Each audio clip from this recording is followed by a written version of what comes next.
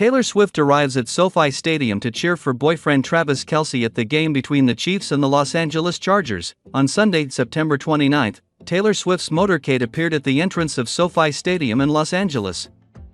Swift's motorcade consisted of two SUVs, the black one in front carrying Swift's security team, the silver-white one behind carrying the global pop star.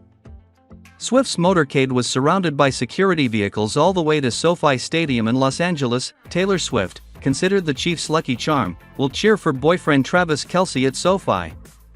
Swift's appearance this time marked the third time she appeared to cheer for her boyfriend Kelce in the new season. In the lively atmosphere, fans guessed the purpose of the golf cart placed next to the entrance of SoFi Stadium. A cleaner at SoFi Stadium filmed his co-workers setting up two golf carts, presumably knowing they were there to pick up the pop star. On Saturday night, Taylor Swift was also spotted having dinner with her boyfriend Travis Kelce and members of the Chiefs. Taylor Swift attended a small party for the Chiefs, where the pop star was seen in a gorgeous blue sequin dress and matching jacket, talking to a friend before getting into her car to leave. A witness added that after the Chiefs party ended, Taylor Swift and her boyfriend Travis Kelce were seen walking outside together. However, Kelce went first to the car, while Swift was having a conversation with a friend. Perhaps Kelce gave Swift some privacy. The couple hopped in a car and headed back to their Beverly Hills mansion, one of the rare moments when the American pop star and her boyfriend, the Chiefs quarterback, drove back to their mansion. Early Sunday morning, people also saw people hurriedly leave Beverly Hills to return to the hotel where the Chiefs' teammates stayed last night to prepare for the practice session before the Chiefs and Chargers match. While on a 2-month break from her Eras tour, Swift doesn't have a performance until October 18.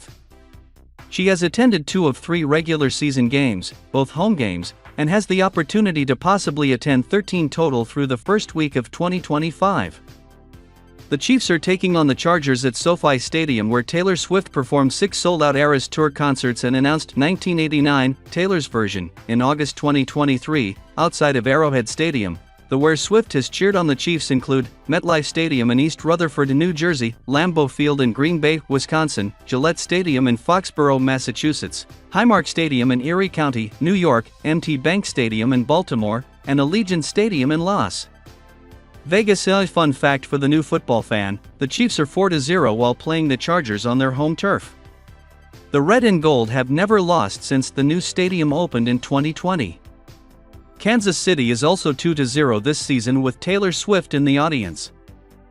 The day before, Patrick Mahomes wore a luxurious brown suit and was carrying a suitcase as he stepped off the plane with his Chiefs teammates. All members of the Chiefs team are ready for the important match between the Chiefs and the Los Angeles Chargers. One of two things will happen on Sunday afternoon when the Kansas City Chiefs and Los Angeles Chargers battle for first place in the AFC West. Either Jim Harbaugh will lead the Chargers to a statement win, or Patrick Mahomes and Travis Kelce will have their first breakout game of the season. Whenever these two teams get together, a classic is always inevitable. Go back to Justin Herbert's first career start, a Week 2 home game against the reigning Super Bowl champion Chiefs. Herbert threw for 311 yards and a touchdown with a 94.4 passer rating in that game and had the Chargers ahead for the entirety of regulation. Since that game, Justin Herbert has always played well against the Chiefs. The Chargers beat the Chiefs in Arrowhead Stadium in Week 3 of the 2021 season, suggesting that a changing of the guard in the AFC West could happen.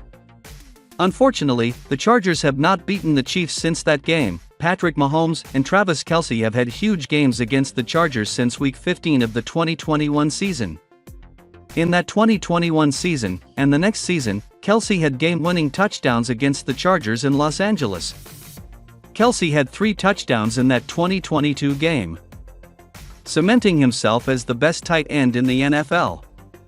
In addition, Mahomes has played some of his most prolific games against the Chargers.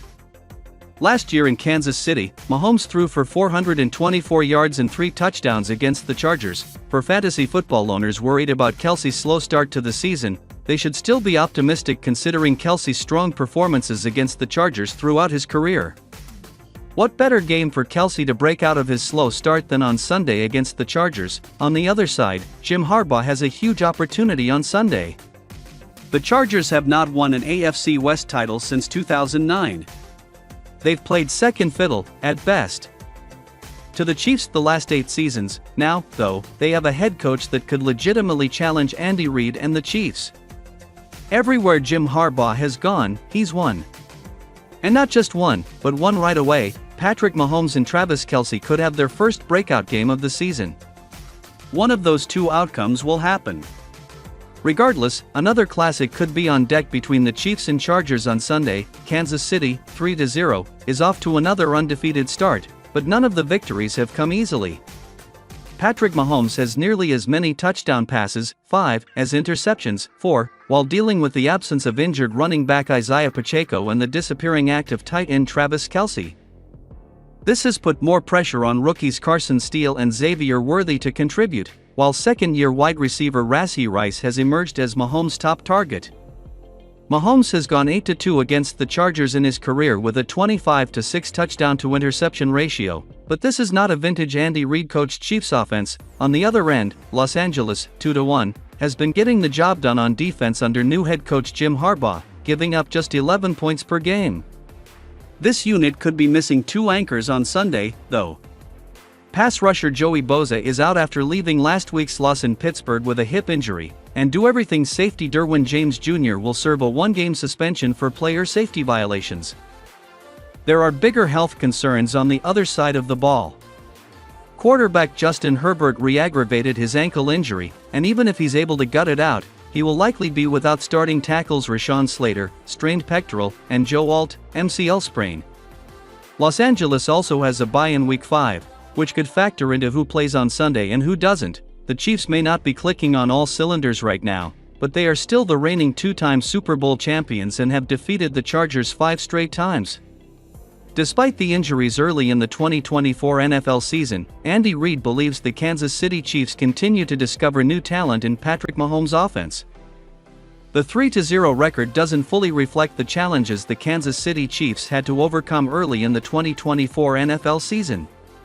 If anything, it speaks volumes about the winning culture Andy Reid and Patrick Mahomes have built at Arrowhead. The Chiefs had to beat the likes of Baltimore Ravens, Cincinnati Bengals, and Atlanta Falcons in consecutive weeks to be at this position.